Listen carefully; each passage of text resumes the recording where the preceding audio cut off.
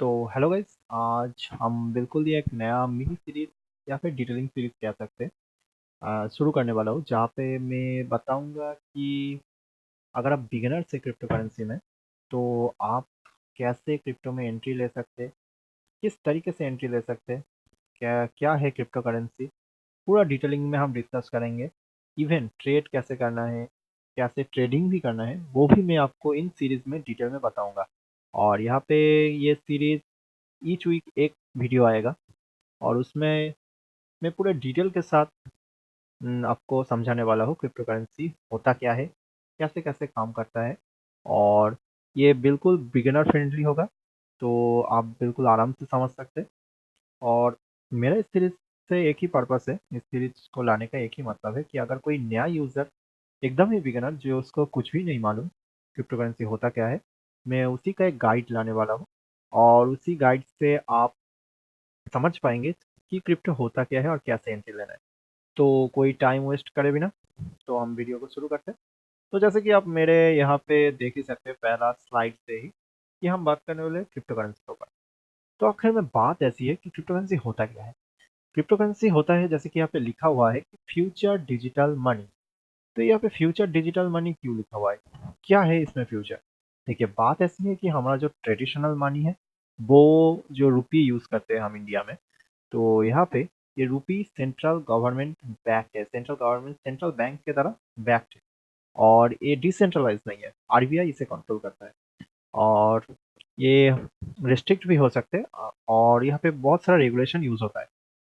वही अगर बात करें क्रिप्टो करेंसी क्यों फ्यूचर डिजिटल मनी, क्योंकि ये पहली बात तो डिसेंट्रलाइज है, मतलब कोई इसे कंट्रोल नहीं करता। उसके बाद ये ब्लॉकचेन से सिक्योर रहता है, और ब्लॉकचेन के बारे में भी आगे बात करूंगा, मगर ये बहुत सिक्योर है। और और ये सिक्योर कैसे है, क्रिप्टोग्राफी। और क्रिप्टोग्राफी के बारे में भी मैं आगे बोलने वाला हूँ। और सबसे बड़ी बात, ये फास्ट है। क्यों फास्ट है, क्योंकि आप अगर बैंक ट्रांजैक्शन करेंगे, अगर किसी दूसरे कंट्री के किसी बंदे को अगर आप पैसा भेजना चाहते हैं बैंक के थ्रू, तो वो समय लगता है बहुत ज़्यादा। मगर क्रिप्टो करेंसी में ऐसा नहीं है, क्रिप्टो करेंसी में आप सेकेंडों में आप या डिजिटल करेंसी ट्रांसफर कर सकते हैं एक कंट्री से। क्रॉस बॉर्डर ट्रांजैक्शन बहुत ही ईजी होता है, तो इसीलिए क्रिप्टो करेंसी को फ्यूचर मनी बोला जाता है। और आगे अगर बात करें कि क्रिप्टो करेंसी, तो बेसिकली क्रिप्टो करेंसी होता क्या है। क्रिप्टो करेंसी मैंने पहले ही डिस्कस किया, और ये डिजिटल है, सिक्योर है, डिसेंट्रलाइज है। और उससे भी बड़ी बात, ये बैंक नहीं रन करता, कोई बैंक नहीं रन करता। तो रन कौन करता है, रन कौन सा है, यहाँ पे आप देख सकते हैं एक एक नोट पे ये रन होता है। और नोट क्या है, नोट होता है कि जैसे कि सोचिए कि आप नोट रन कर सकते हैं। मानिए कि ये एक एक यूज़र भी कर सकता है, आप चाहे तो आप भी नोट रन कर सकते हैं, या फिर बहुत सारे यूज़र जो नोट रन करता है, वो अगर कोई भी आप एक ट्रांजेक्शन करेंगे, तो उसके ऊपर, उस नोट के ऊपर डिपेंड करेगा ट्रांजेक्शन वेरीफाई करने का, और ये बहुत ही फास्ट होता है। उसके बारे में भी मैं आगे बात करने वाला हूँ। तो बेसिकली यही बात है कि ये डिजिटल करेंसी है, फिलहाल ये सिक्योर भी है, और ये कोई गवर्नमेंट कंट्रोल भी नहीं है, मतलब कंप्लीट डिसेंट्रलाइज। और इसका आगे की बात करें, तो ब्लॉकचेन। आप क्रिप्टो करेंसी में मेन जो काम होता है वो है ब्लॉकचेन के ऊपर, मतलब हर कोई ट्रांजैक्शन जो भी है सब चलता है ब्लॉकचेन के ऊपर। तो ब्लॉकचेन है क्या, तो बेसिकली ब्लॉकचेन है, आप देख सकते हैं ब्लॉकचेन, अगर मैं आपको समझाऊँ थोड़ी देर के लिए। मान लीजिए ये एक ब्लॉक है, और उस ब्लॉक को कनेक्ट करेगा एक और ब्लॉक से। अगर आप दोनों इस ब्लॉक को कनेक्ट करेंगे, तो एक एक तरह से चेन का क्रिएशन होता है। तो इसी को ब्लॉकचेन कहते हैं। बेसिकली ब्लॉकचेन है एक रिकॉर्ड ट्रांजैक्शन। नॉर्मल बैंक में आप कोई भी ट्रांजैक्शन करते हैं, तो वहाँ पे एक स्टेटमेंट होता है। आपको बैंक में एक पासबुक में आपको स्टेटमेंट मिलता है कि आपने इतना इतना ट्रांजैक्शन किया है आज का। वैसे ही क्रिप्टो करेंसी में अगर कोई ट्रांजैक्शन करेंगे, तो आपको वो ब्लॉकचेन में रिकॉर्ड रहेगा। और ये ट्रांसपेरेंट होता है, आपका ट्रांजैक्शन कोई भी देख सकता है। मगर बैंक में वो होता नहीं, बैंक में आप जो बैंक का कोई ट्रांजैक्शन आप देख नहीं सकते, वो हिडन रहता है। जबकि यहाँ पे ब्लॉकचेन में आपका कोई ट्रांजैक्शन कोई भी देख सकता है, और ये आप उसका एड्रेस लेके कर सकते हैं। मैं आपको ब्लॉकचेन कैसे चेक करना है वो भी मैं बताऊंगा। फिलहाल अब मैं समझता हूँ बहुत बेसिक थे। यहाँ पे जो हैश हैश क्या होता है, हैश होता है आपका बैंक में जो स्टेटमेंट का ट्रांजैक्शन आईडी होता है, वही सिमिलर होता है ये हैश। और एक ब्लॉकचेन को कंफर्म कौन करते हैं, वही नोड रनर कंफर्म करते हैं कि ये ट्रांजैक्शन सही है कि नहीं। तो मैं अगर आपको एक एग्जांपल के थ्रू ब्लॉकचेन का दिखा देता हूँ फिलहाल, एक मिनट। तो आपको एक ब्लॉकचेन का रियल वेबसाइट में भी लेके चलता हूँ। तो ये रहा, ये है ब्लॉकचेन का एड्रेस, मतलब जहाँ पे बैंक स्टेटमेंट देख सकते हैं। फिलहाल मैं यहाँ पर किसी भी एक का एड्रेस ले लेता हूँ। ये देखिए यहाँ पे ब्लॉक्स हर सेकंड पे एक ब्लॉक कंफर्म किया जाता है इस माइनर के थ्रू। अभी माइनर कौन है? वो जो मैं नोड रनर कह रहा हूँ वही नोड रनर ये माइनर होता है, और माइनर के बारे में मैं आगे माइनिंग के बारे में डिस्कस करेंगे। फिलहाल ये है ब्लॉकचेन। यहाँ पे आपको क्या करना होता है, आपको अपना एड्रेस डालना होता है। तो मैं यहाँ पर सिंपली एक कॉन्ट्रैक्ट एड्रेस उठा लेता हूँ। तो आप जैसे कि देख सकते हैं, ये है ट्रांजेक्शन हैश। यहाँ पे एक ट्रांजेक्शन हैश आप देख सकते हैं। और कोई एड्रेस एड्रेस ये रहा, ये एक एड्रेस है। ये देखिए आपको भी अपना एड्रेस इस तरह से मिलेगा। तो एड्रेस के बारे में बाद में डिटेल करेंगे। तो आप यहाँ पे देख सकते हैं, पूरा ट्रांजैक्शन देख सकते हैं, हैश देख सकते हैं। तो यही होता है ब्लॉकचेन का जो स्टेटमेंट रिकॉर्ड आप यहाँ पे देख सकते हैं। तो ब्लॉकचेन उसी तरीके से होता है। ब्लॉकचेन आप चाहे तो यहाँ पे एक ब्लॉक के साथ एक ब्लॉक कनेक्ट होता है, और ये सिक्योर होता है और ये ट्रांसपेरेंट होता है, ताकि आप चेक कर सकते हैं कि आपका ट्रांजेक्शन कहाँ पे गया है और कैसे गया है। और यहाँ पे ब्लॉकचेन बहुत सारा चेनों का आता है, तो उसके बारे में भी हम आगे के वीडियो में बात करेंगे। तो हम चलते अगले अगले यहाँ पे बताया गया है कि पॉपुलर क्रिप्टो करेंसी। यहाँ पे क्या बताया गया? पॉपुलर क्रिप्टो करेंसी यहाँ पे कौन कौन सा है। तो मेनली क्रिप्टो करेंसी तो आपने देख लिया ब्लॉकचेन, मगर आप चलते सबसे खास और पॉपुलर क्रिप्टो करेंसी में, जो यहाँ पे आप देख सकते हैं बिटकॉइन। मेनली यही सबसे पॉपुलर है, डोमिनेंस भी इसका जाता है मार्केट वन। और सेकंड है इथेरियम। इथेरियम सेकंड नंबर पे आता है इसका स्मार्ट कॉन्ट्रैक्ट की वजह से। और सोलोना आता है इसका थर्ड नंबर पे। फिलहाल ये बहुत ही फास्ट चेन है। हाँ, कभी कभी कॉन्जुगेटेड हो जाता है, और इसका फीस सबसे ज़्यादा लो है। अभी इथेरियम का भी लो फीस। और क्रिप्टो करेंसी ये है कॉइन मार्केट कैप। आपको इसका भी डिटेल्स मैं बताऊंगा अगले वीडियो में। कॉइन मार्केट कैप में आप देख सकते हैं यहाँ पे मार्केट, यहाँ पे 1 2 3 4, ये क्या है? ये मार्केट कैप है।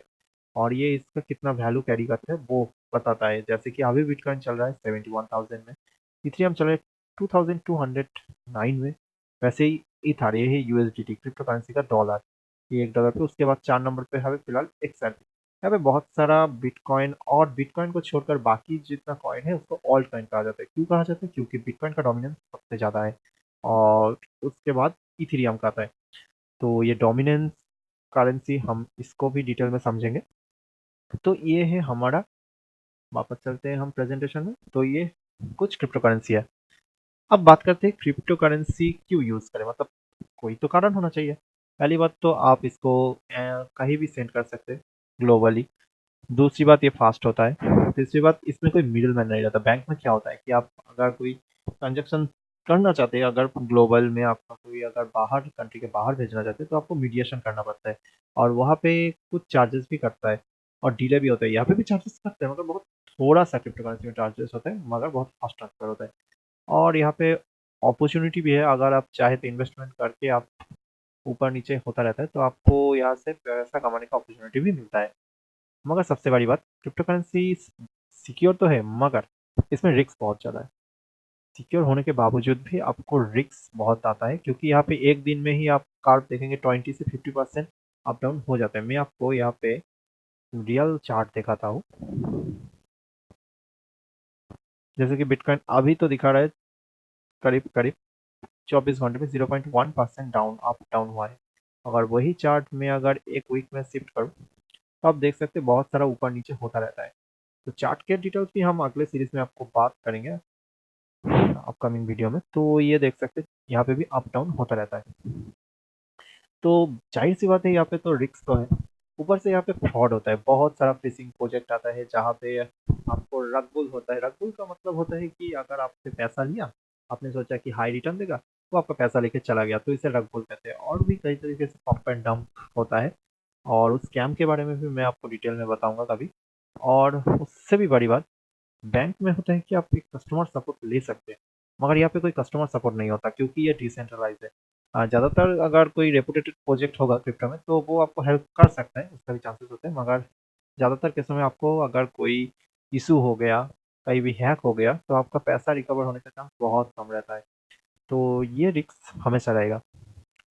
तो आखिर में बस यही बोलना चाहूँगा, क्रिप्टो करेंसी फ्यूचर मनी तो है, मगर उतना अभी सिक्योर नहीं है, क्योंकि अभी प्रॉपर रेगुलेशन आना भी बाकी है।